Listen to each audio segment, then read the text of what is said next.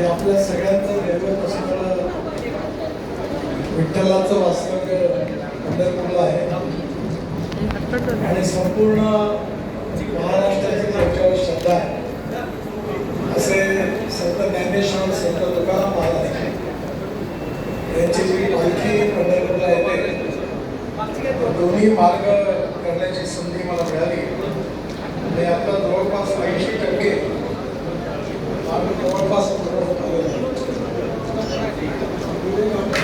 दिवेगावमध्ये अडचण होती 17 हेक्टर जागा आपण कॉलेजची घेतली आहे. हे काम करण्यामध्ये पहाड खोदावं लागत होता त्यामुळे आज मी काम बघितलं ते पण 4 लेन रोड झाला आणि अडचणीचा मार्ग त्यातला सुटलेला.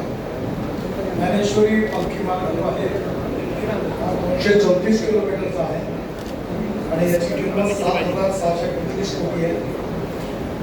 मोहोळ ते वाखरी, वाखरी ते कुडूस, कुडूस ते गरमपुरी, गरमपुरी ते लोणंद, लोणंद ते दिवेगाव आणि दिवेगाव ते हडपसर.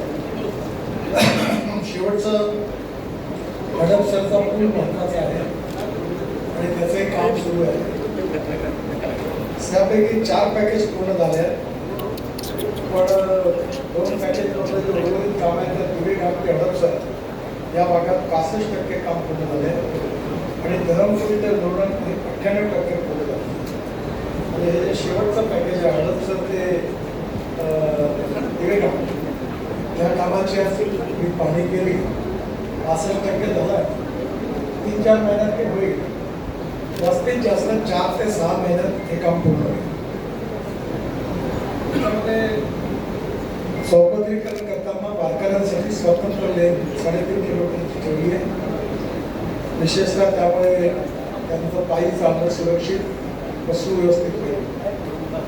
दिवेगावमध्ये रस्त्याची रुंदी 2 4 लेनमध्ये केली आहे त्यामुळे ॲक्सिडेंट होणार नाही. अनेक ठिकाणी फ्लायओव्हर, रेल्वे ओव्हरब्रिज, अंडरपास हे होणार.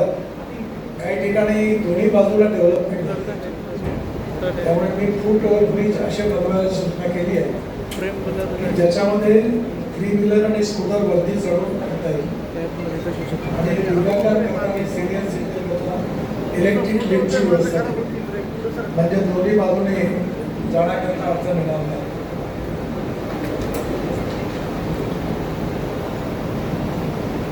महाराज पालखी मार्ग हा जवळपास 130 किलोमीटरचा आहे. 4,416 कोटी. 3 पॅकेजमध्ये पाटस ते बारामती, बारामती ते इंदापूर, इंदापूर ते तोडले. पाटस ते बारामती हा भाग तोडून आला. इंदापूर ते तोडले 96% आणि बारामती ते इंदापूर 84%. स्थिती पण मी जाणार आहे. साधारणतः बारामती, बावडा, अंकुश आणि श्रीपूर या गावाला आपण बायपास पण केलेला. अनेक ठिकाणी जिथे आवश्यक आहे तिथे बायपास केलेला. आज काही नवीन कामाची या घोषणा पण मी ह्याच्या ह्याच्यात करणार.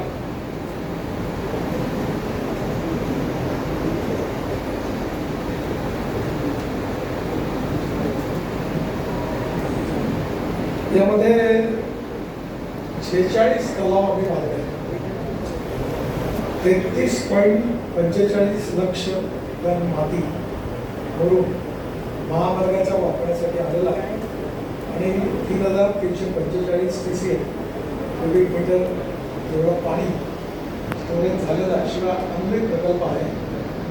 मी पाण्यावर जास्त काम करत असतो.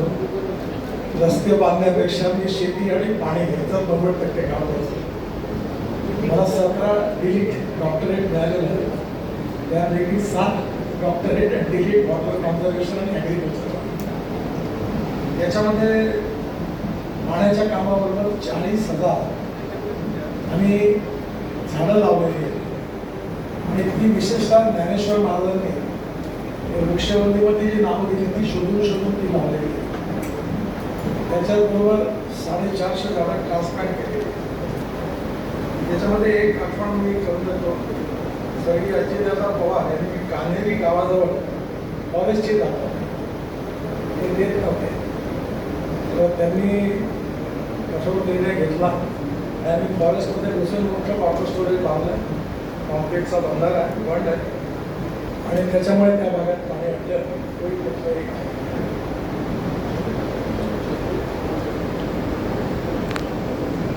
महामार्गावर 2 ऐतिहासिक विशेषतः स्थळ आहेत. एक अहिल्या विहीर आणि बाजीराव विहीर दोघांचं आम्ही जतन करून त्याला व्यवस्थित केलेलं आहे.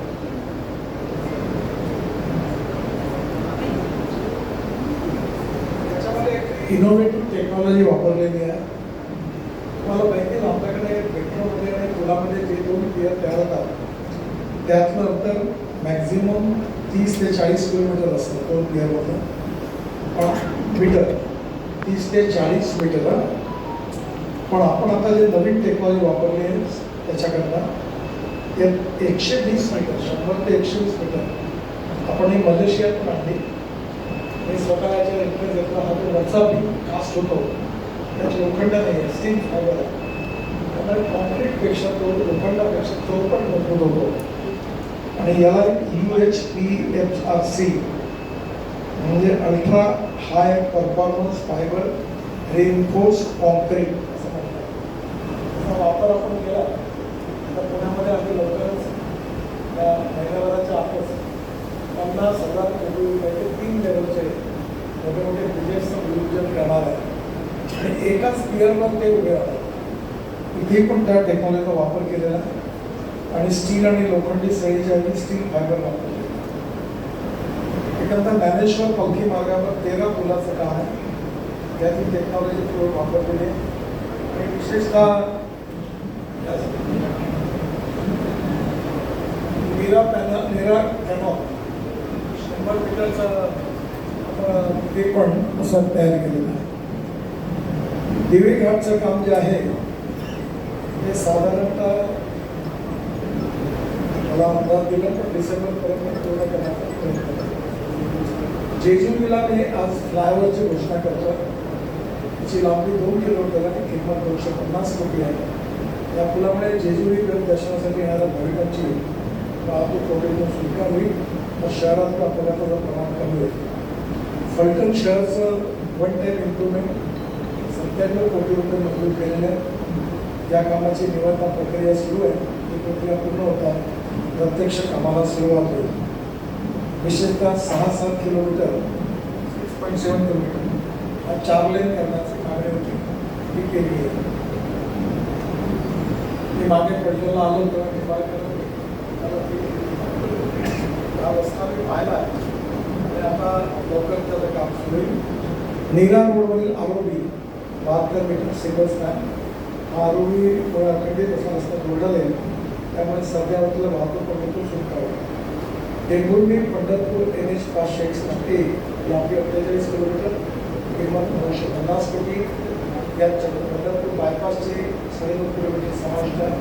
त्याची पण आज मंजुरीची घोषणा केली. पंढरपूरचा पूर्ण रिंग रोड 140 किलोमीटर 13 किलोमीटर पूर्ण झालेली आहे आणि 9.5 किलोमीटर टेंभुर्णी पंढरपूर अंतर्गत प्रस्तावित आहे. शिर्डी अहिल्यानगर टेंभुर्णी टोल वाहतूक पंढरपूर शहरात प्रवेश न करता विजापूर मंगळवेढा मार्गे शहरात जाईल व अपघाताचं प्रमाण कमी होईल. उर्वरित 18 किलोमीटरचा DPR असे काम हाती घेतलेला आहे. त्यामुळे वाखरी ते अलवाणी